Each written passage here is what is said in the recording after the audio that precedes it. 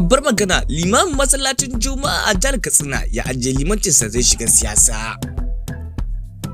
Mai sauraro kar ka shafa dai kana tare da tashar Himma TV. Kamar yadda jaridar Arewa Media ta wallafa a shafinta na Facebook, inda ta wallafa wata takarda da take dauke da bayanai na wani limami na jihar Katsina, inda yake bayyana cewa zai ajiye limancinsa zai shiga siyasa.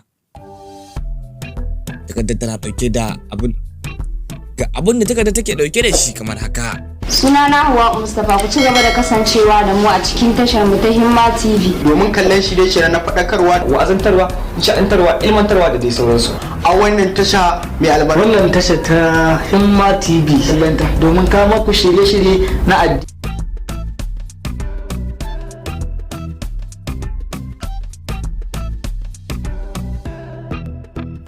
Masjidul Umma GRA Katsina da ajiye limanci.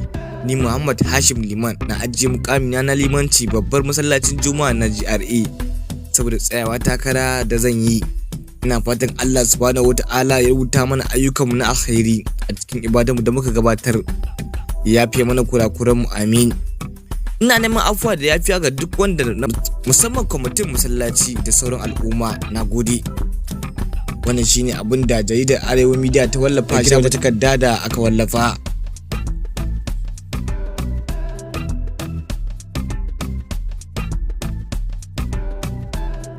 Al'umma sun bayyana ra'ayoyinsu dangane da wannan rahoto.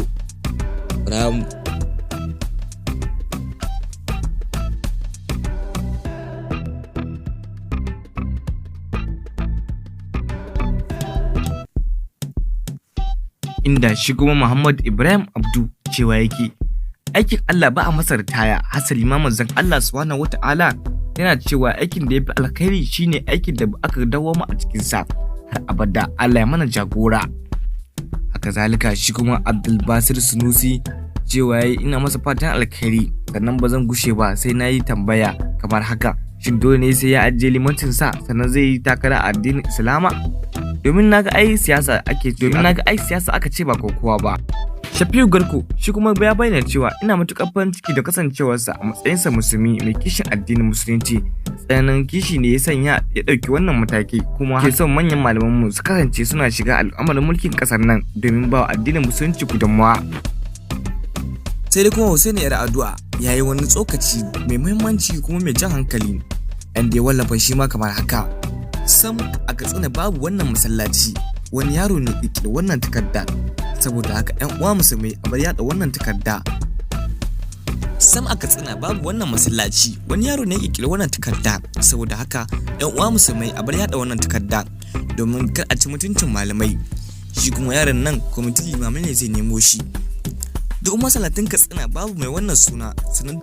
Shi kuma Suleiman Salisu Musa Barakin Ladi cewa yake fata alkhairi gare shi.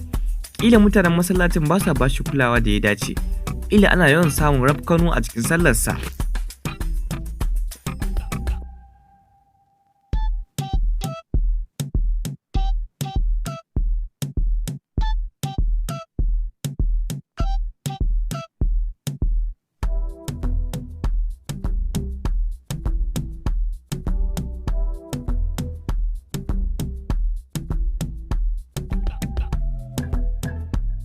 Domin samun shirye-shiryenmu za ku iya tuntuɓar mu a kafafen sada zumunta na Facebook, Instagram, Twitter da sauransu, duk a Himma TV.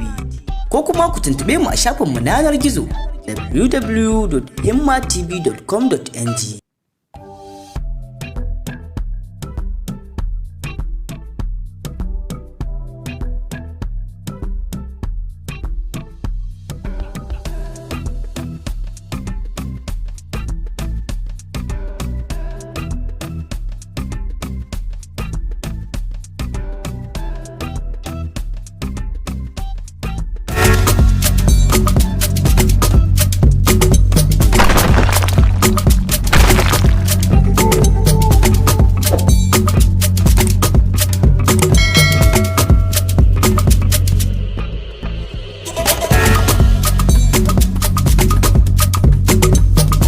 da zuwa ta Himma TV. In yau ne farkon zuwan ka danna mana alamar subscribe, kana ka danna mana alamar garba domin